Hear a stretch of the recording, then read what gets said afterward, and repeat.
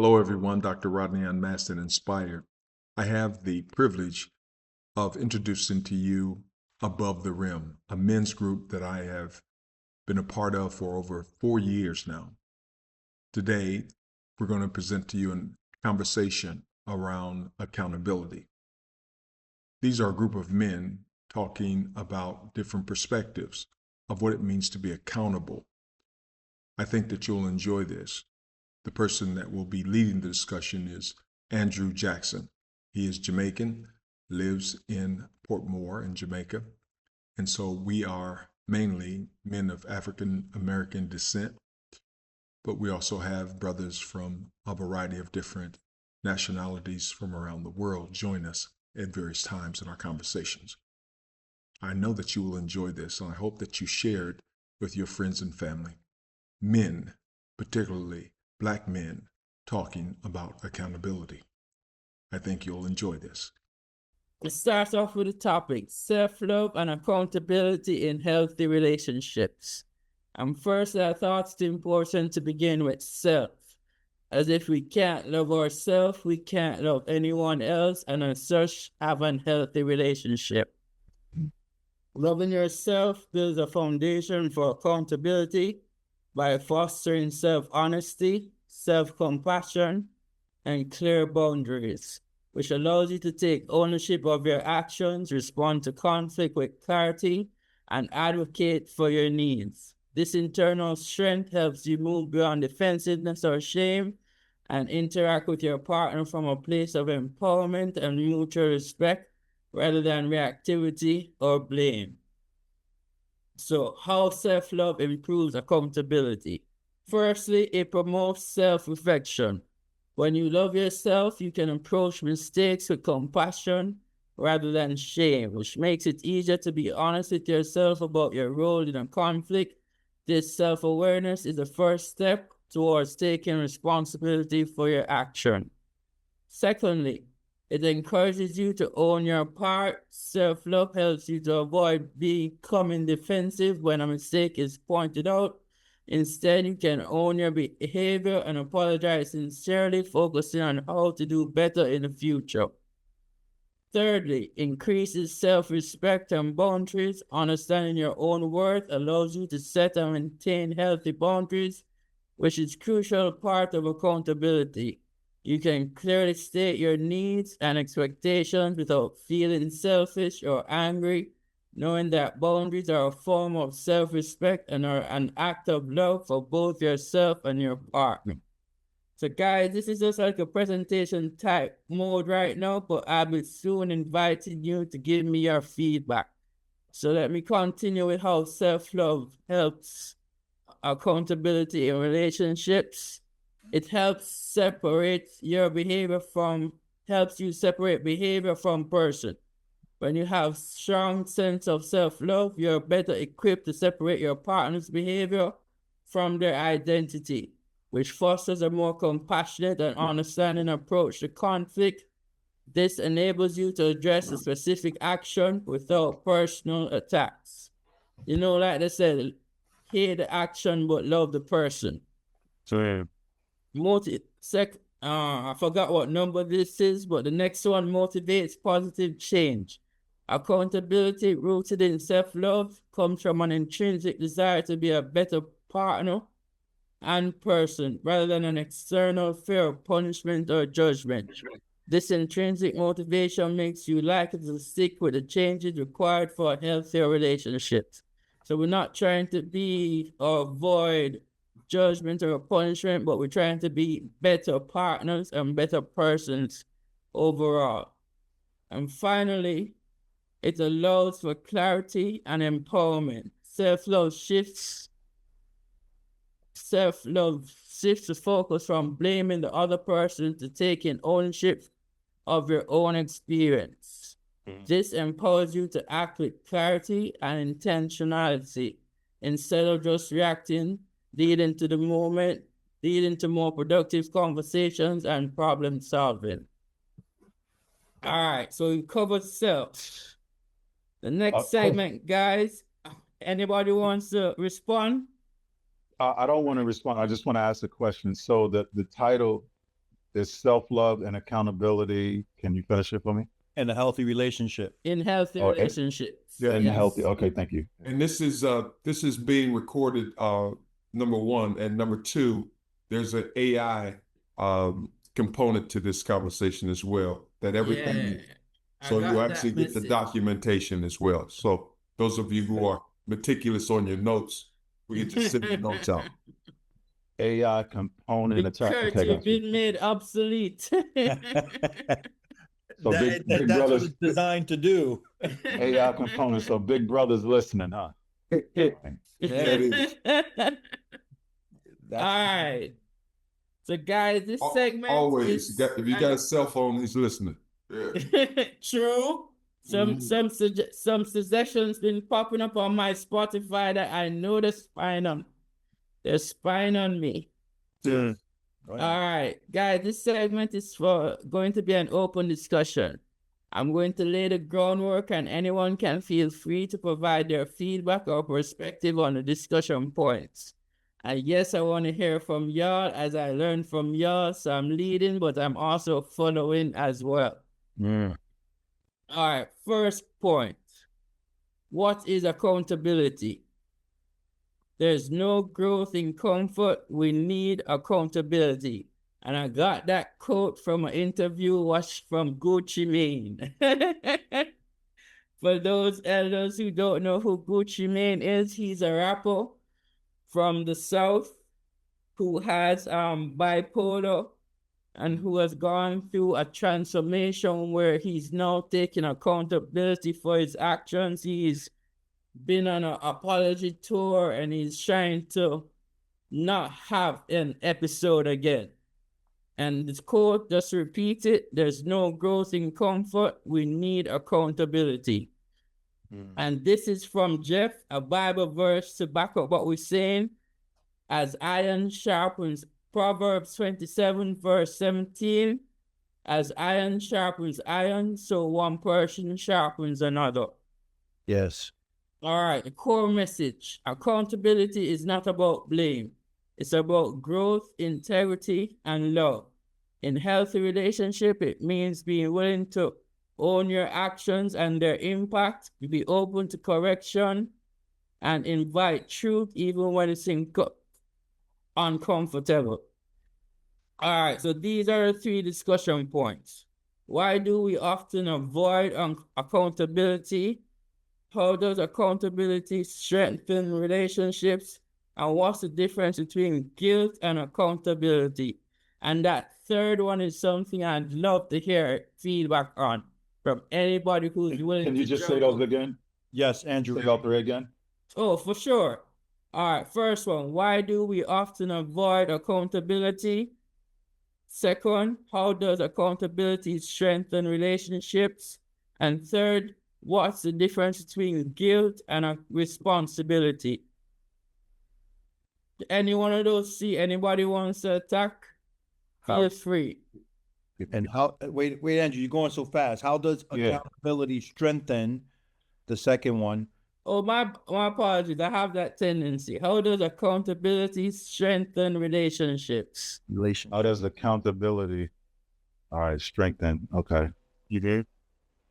This is like a broad overview of what the entire topic is, but as we get further into the points, we're going to be dissecting it piece by piece.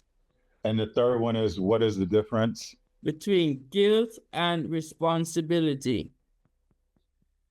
And you said that was a hot one, and you're looking for feedback. I think that everyone doesn't have the giving gene. I don't believe, or it's broken down in different ways. And again, it falls back to almost that love, those principles of the 5 love languages for me. We did a work event on Thursday where I had with the American Heart Association in one of our client hospitals, and I signed up my teams to volunteer. And I took what my great niece, who is 7 years old, and I was able to just watch her. She's a natural giver. She loves to help innately as a child, and she has that gene where, I think we all have, giving tendencies, but you can see it more in some than you can in others. Um, my wife, love her to life, right? She's such an intricate person, such a complex person, um, and can be very. She's very Virgo-ish. She's a Virgo to the core, and like, very standoffish. And if you don't, she don't know you, she'll keep you at distance. But she loves to do for others and loves to give. So when you have somebody that's a giver, you were just talking about it a little while ago, your energy, you like to give off your energy and you look for that reciprocated. But the mature person has to understand that just because that's your language, that might not be the other language, the other person's language at all. Ooh, I like that, Big Kurt. And we have to respect that. You can't expect people to behave like how we behave and have the language that we have and communicate the way we communicate. We have to meet people where they are. And that's not easy.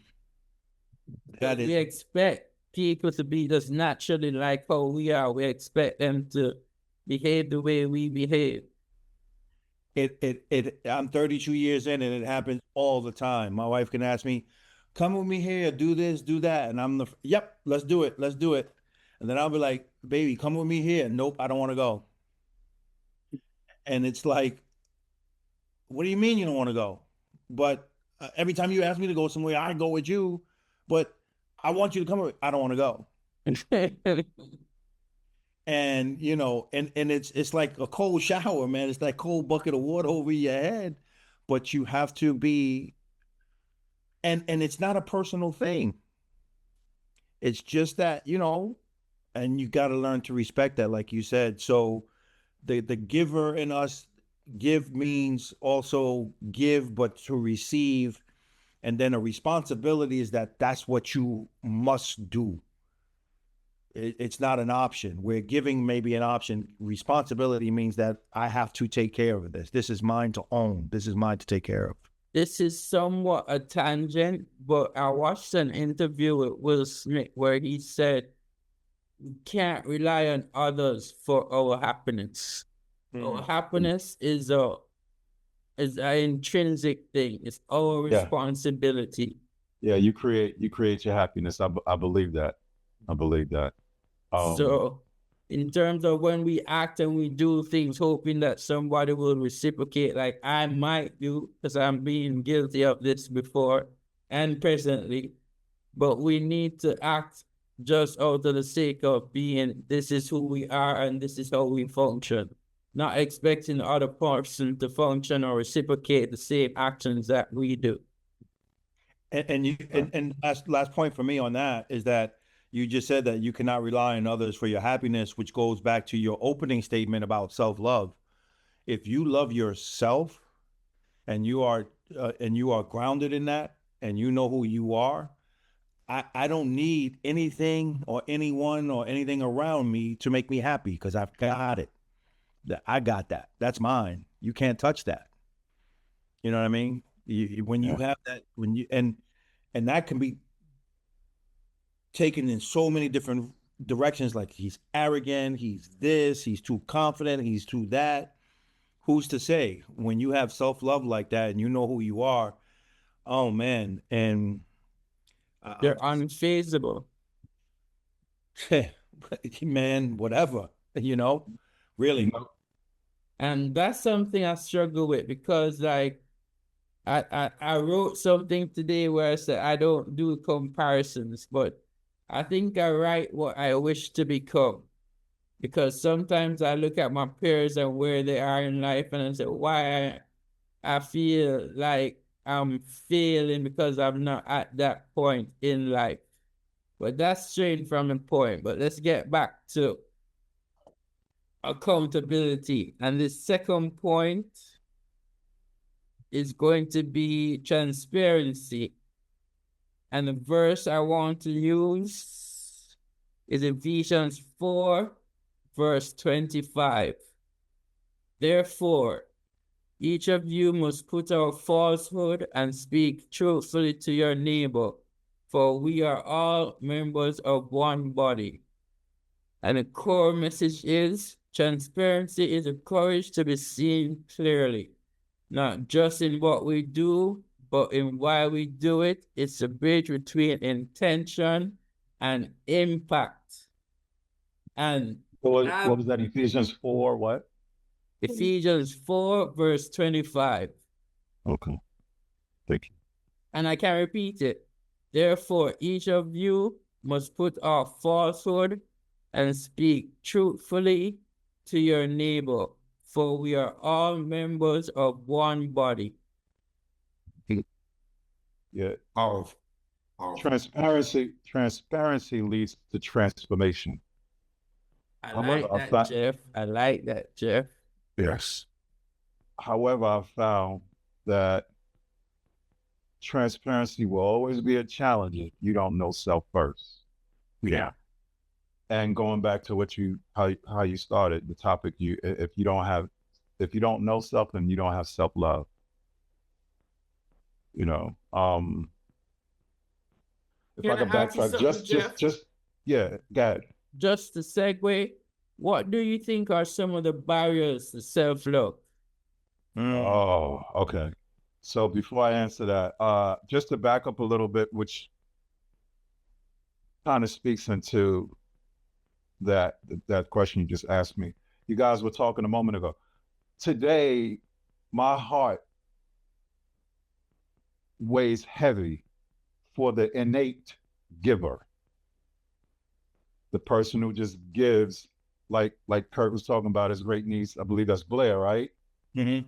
Yeah, the innate giver, and you see the innocence in children with that too, and we have a tendency to teach them that there's a break or a governor, and then we impose that on them, and it may go against who they are at the core, but that's where I feel like boundaries have to come into play. And for me, that has become a life lesson that I'm still a student of, and I'll forever be a student of it, because if you are a giver, especially an innate one where it just comes right off, you just wear your heart on your sleeve, you just give.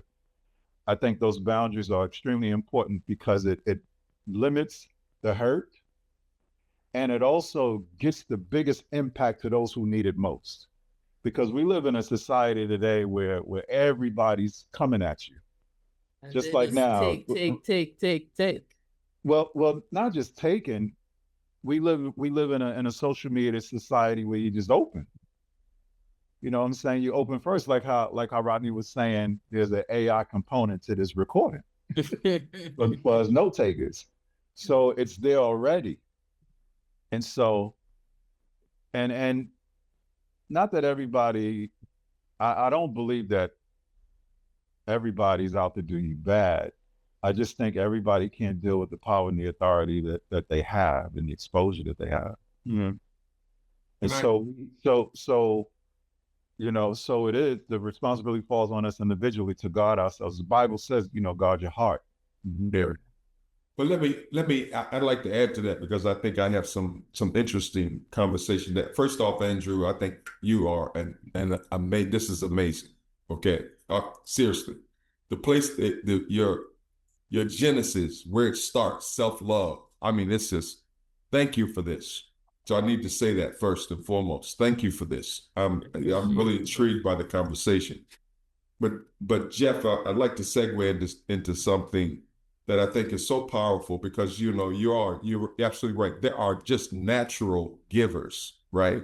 I mean, they just know no boundaries, right? You see it, right? And then that there's a whole bunch of takers, right? The question is, how do you navigate that, especially protecting the people that you love, right? So as a pastor, what I've seen is, some very intense situations like that. In fact, I've seen it to the degree that it disturbed me, even though it wasn't directly, my issue. But when you have caregivers that are taking care of a parent, those caregivers are suffering silently. Yeah. In so many ways, right? Or if you have a caregiver caring for anyone, they're suffering silently. Why? Because they don't know how to navigate those boundaries that they would typically have with someone else. But this is a parent or somebody that is in need of their care, and they are determined to be there for that person. And that person oftentimes, and I've seen this particularly as parents age, they lose their filters, right? So they're cussing them out. They're doing all kinds of, and that parent could have been a person who's been in the church all their life.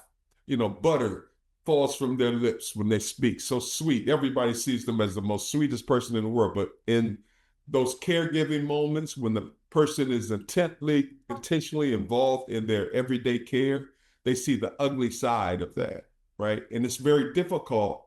We created this whole ministry around this, right? Caregivers, because they needed a space to be able to talk about the stuff that they're going through. But you know what?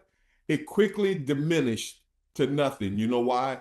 Because they felt guilty. Here's that word, Andrew.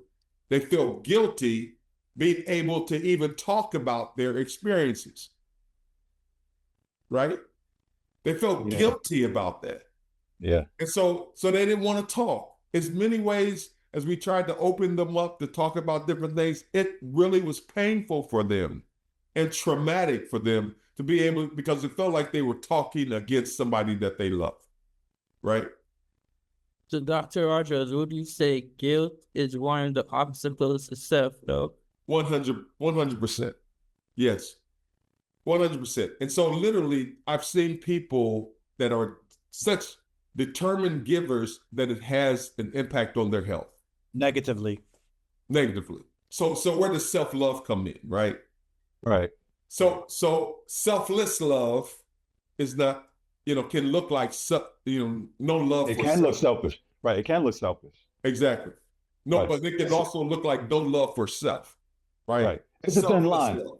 Yeah, it's a very thin line. When I see examples of what you just talked about, Rod, it makes me examine in a good way, It makes me examine the different levels of love. It makes me see God from a whole new perspective, and just, how compassionate he's been on me. You know what I'm saying? When you see people like that, and I know someone who's in a caregiving position right now. And I could see that, how they suffer in silence. Silently. And it's a real thing. So the place that you started, Andrew, of self-love in the sense of accountability, because that's a part of their living, right? To think that I'm accountable for this person, to make sure that their day-to-day needs are met. And I'm telling you, there's groves of people out there that are suffering silently. They're caregivers, right? They are being accountable to the person that they love. They're cemented to taking care of this person to the end, and this person is literally having a negative impact on them. I'm talking about hernias and mental and emotional trauma. And they come to church, praising God and this and that. But when you dig underneath the curtain, when you look behind the curtain, nasty anger, disgust. I know people who have turned from the faith because of this. Literally. You're talking about the caregiver, Rod. Yeah, the caregiver. They've turned from the faith. Like, why? You ask why, God?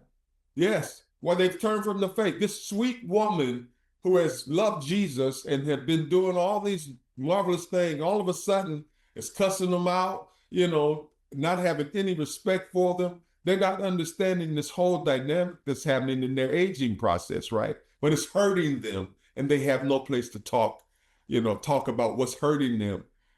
They become siloed. Rodney, I'd like to pick up on that because there's a reverse of that as well. And I won't go too far into you in this the folks in this room other than Dan Rivera and Anthony probably know a little bit more.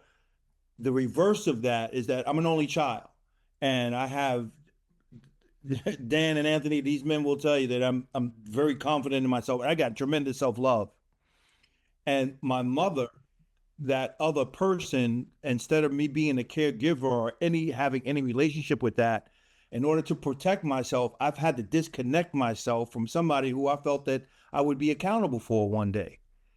So you've got to be able to have, and you talk about a guilt.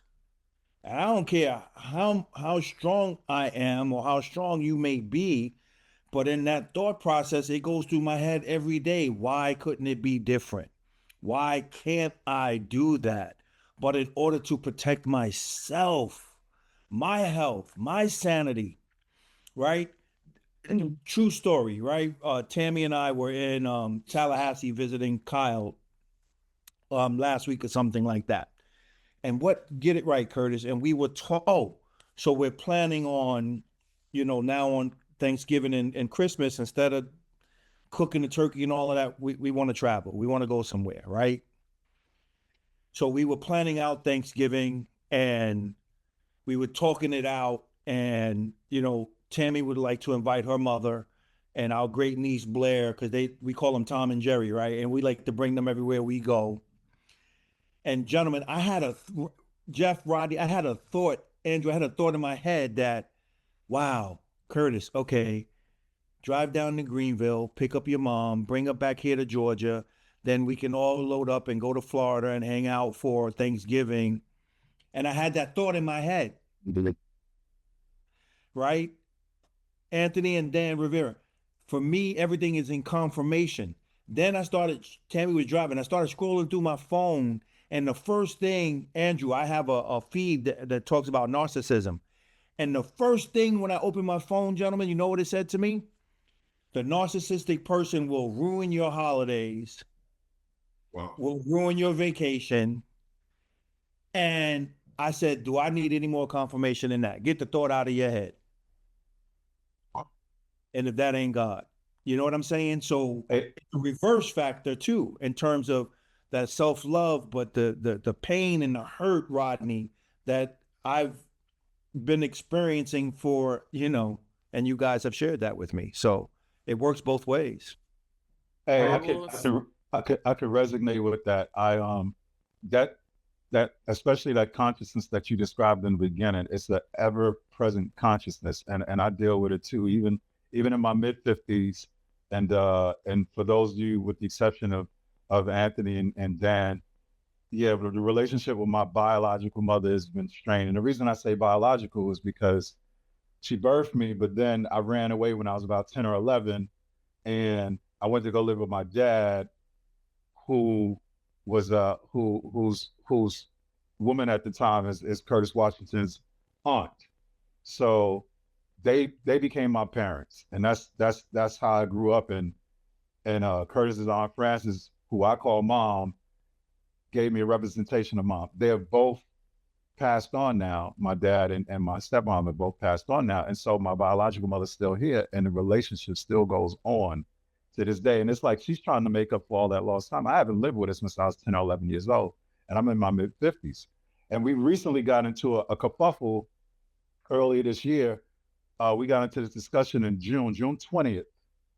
And man, she said some things I hadn't heard since I was a little boy, things that actually led to me running away. And I stopped talking to her from June 20th until August 24th. I mean, not one word. Now she called me and left messages, multiple messages, but I ain't call her, pick up that phone once. Jeff, you know what I see? Sorry to cut you, Big Kurt. No, you're but good. It's like self-love demands that we create a hierarchy to protect ourselves. Well, you've listened to about 30 minutes of a conversation that was probably about 2 hours long. And what we've done is synthesize some of the more important moments for you so that we can continue this discussion in the future. But if you like this video, please give us a like and share with your friends and family. ATR, Above the Rim, is open to men around the world. You're welcome to join us. If you're interested in knowing more about us, please hit me up on rdr.select@gmail.com. That's rdr.select@gmail.com. Let me know if this video interests you or if you'd like to join on some of the future conversations that we're having, typically on a Saturday morning, early morning, and the duration absolutely can be varying, but in most cases, it's never under an hour. So I hope you enjoyed the video and the conversation. And as a member of ATR, we all look forward to you joining us in the conversations. Thank you again for being a part of Dr. Rodney Unmasked and Inspired. Like, hit the comment, share.